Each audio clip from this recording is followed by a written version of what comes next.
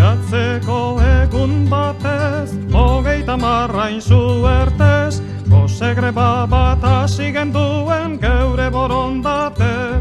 Goitik laguntzarik batez, guztia zan geure kaltez, obispo eta paizkolko handiak lasai bizi bitez.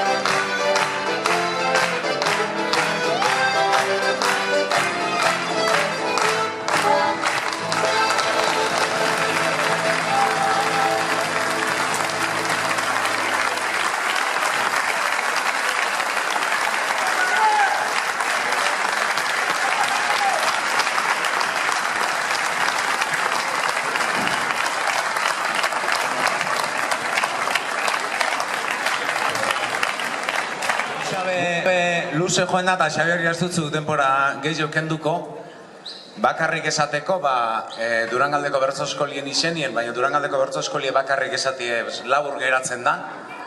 Hau dan hau antolatzen ibiligaren hon izenien, gogoratzie bakarrik jodun ate bakotxa, galdetu jakon zera bakotxari, berriztarrape ikusten dozu zelan, prestutasune baino ez dala agertu, mundu guztize parte hartzeko prest, eta hauxe izen dala guk, zuk esate zaino moen, omenaldi izen ezin zan, eskerra honeko, honek egunok. Hauxe izen da, oparizek eta bezate zaino, nezaino leguro olakorik. Baina, bueno, esan geuntzun, danon izenien, parte hartu duen danon izenien, uste dut, zeure lagune bebadan artista handi batek, Mikel Lertxundik, hau dan hau egin duen zeran izenien, eman gotzule, seguru gustuko opari bat.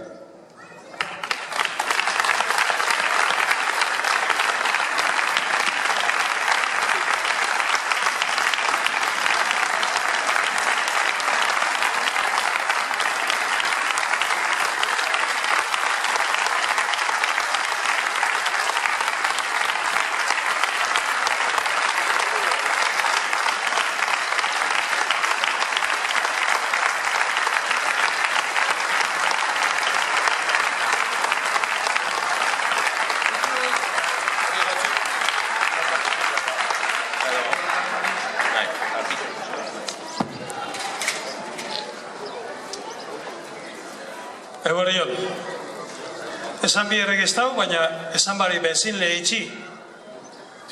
Eneban omenaldirik gure, baina omenaldize baina antizia bixen da.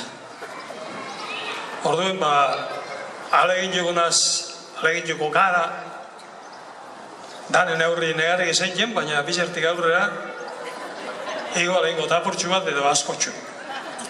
Da, holakoetan, hori xe.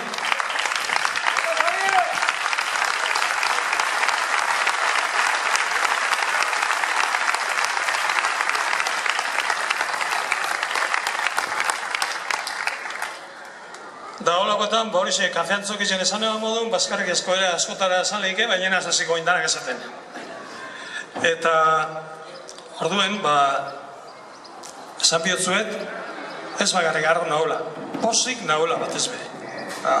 Hau, argi iratu ditela, hori kafeantzok izan esan eban, eneban aurre ikusten, eneban sometan hiriburuen, holakorik ezerreikerik, eta bertso zailo moduko bat edo zeo zerretroko zala proposamenen bat, baina bezetzen bat, eta horretan amaituko zala.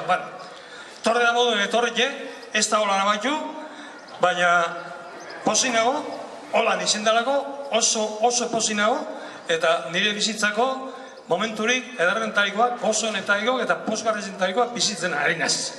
Ez dago besterik. Egizia hori, da mendik 20 urtera bizi banaz, momentu gitxizetariko bat, hauxe izango da gaurkoa eta egun honetakoa eta gaurkoa batez be, eskerrik asko.